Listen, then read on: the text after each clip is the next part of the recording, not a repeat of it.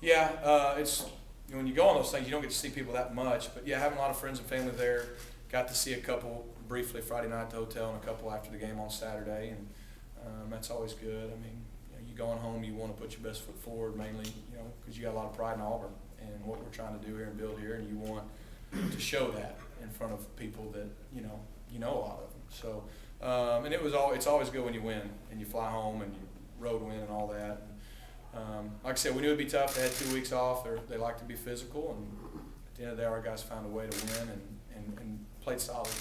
Rhett, Patrick Miller dressed out this game Yep. first time 3-4 weeks, but I don't know how many reps he ended up getting at right tackle. Is that position open in a competition now, or has Avery locked that down? Well, yeah, Pat got a little bit in there at the end, and he was ready to go if we needed him at any point in time. We feel good about both those guys. Last 3 games, Avery started. We've been playing well. Now Pat's back, and we feel perfectly fine with Pat in there, but at the same time, we've been playing pretty well with Avery in there, so that could be a little bit of a week-to-week deal.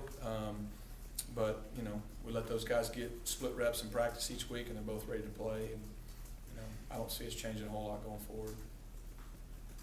It looked like your interior guards had a really good game, and center there were some good holes for Trey to run through. Yeah, the best thing I did, it was very evident they were bringing.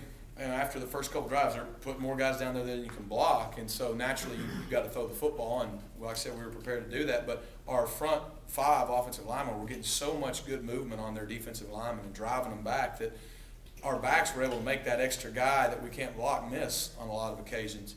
And that's just a testament to Coach Grimes and those guys up front and getting movement. That's what we preach. And they were able to move the down guys to where, even if you sometimes don't get to a linebacker when the defensive lineman's in his lap, it makes it tough. And it gives that back more time to press it and make cuts. And, of course, Trey was running really well. Nick, when he pulled it, was making plays as usual. And, later in the game, you could tell we were getting to that point where if it was a tight game, we were going to be throwing the football. But the way the game dictated, we were still able to be, somewhat successful with what was going on. But they did a good job internally. Physical that game was, and it had one fumble that we fall on. And good to see not see the turnovers pop up. Yeah, I mean, it was great. I think this is 4 games in a row now that I was talking to Coach Horton that our backs have not fumbled the football, our running backs, and that's big. We've started cleaning that up. Nick's fumble, believe it or not, this was one of his better ball security games. He did a great job with his fakes and things without the ball. He had the ball locked up. I mean, you just got a hole on the football. I think the guy's helmet hit his elbow. You got a hole on the ball. That could have been pivotal. I mean, if they get that, it's an 11-point game. All the momentum had switched in their favor, and now we just get a 30-something yard run and fumble it back. Fortunately, Trevon Reed went diving in there and kind of kept it alive, and, to the kid's credit, Nick got it back, probably because he didn't want to come off the sidelines without it. But that would have been bad if we don't get it. It could be a different situation right now, but he got it back. We were able to go down and finish the drive. And, I think that was the difference in the game. When we got in the red zone, I think we were 4 for 4. We stopped them 3 or 4 times in the red zone, and then they had 3 turnovers, we didn't. In a game that, at least if you look at the stat sheets, pretty balanced. Other than they had a lot more plays, I think that was the difference. Rhett, when you're already a team that has, I think, the fewest pass attempts in the SEC, and you have a week where you have the fewest pass attempts in like 30 years of the program or something. Beyond Sammy, how do you try to develop the receivers consistently when you do it so little, and then you have a week where you only attempt 9 passes? Now, what did you say at the beginning when you're 0-8? When you have the fewest pass attempts, I believe, in the SEC. Oh, okay, yeah. So when you're already passing so little, how do you try to develop the receivers consistently? I mean, they're just Well, we throw the ball like crazy in practice. I mean, I'll make it very clear, we have no problem throwing it. And we got belief in both our guys to throw it and to catch it. I mean, we've had different receivers from Quan Bray to Ricardo Lewis to Trevon Reed to Marcus Davis step up in games. I got no problem throwing it to people other than Sammy either. He just happens to be a guy right now that is leading the country in yards per catch, and when he gets singled up, he's pretty good.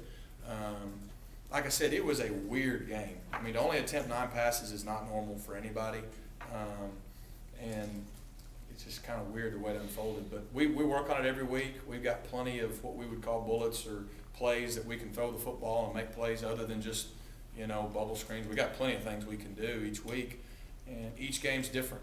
Whether it's they play you differently than you expected, which they did not. I mean, they played us how we thought they would, but just the way they unfold. And we know, I say it every week, but just trust me, we know it's going to happen in a game where we're going to have to win the game throwing the football like we did at Mississippi State. And when that happens, I feel confident our guys will be able to do it.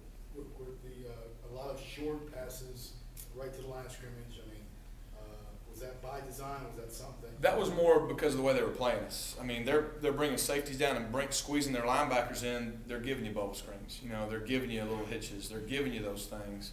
And that was just kind of what happened. I mean, like I said, when it goes back to it, we get the ball, we drive 8 or 9 plays to start the game, having a good little drive, and then we mess up ourselves with a penalty. So we stall. Well, the next thing we know, our defense gets a fumble, and we score in 2 plays. Okay, well then I don't remember what happened there, but we get the ball, they kick an onside kick. Well, we score in like 3 plays. So there really hadn't been a lot of opportunities to throw the ball, especially since you're running it and you're getting 10 yards a clip. And then we start the second half, and we have a bubble screen, we hit a play action pass, we hit 2 or 3 passes, we score. And then we hit the long pass, and it's 28-3 at this point, and you don't think we've only thrown it 7 or 8 times, you just think we're up 28-3, and when we have thrown it, it's worked, when we've ran it, it's worked. So, and then at that point, you're up so much, it's kind of, let's keep that defense off the field because they were on it the whole first half. So, but the bubble screens and those things was more because, hey, they're bringing those linebackers in to do everything they can to stop the run. We got to get out on the perimeter, keep them honest. Rhett, could you just talk about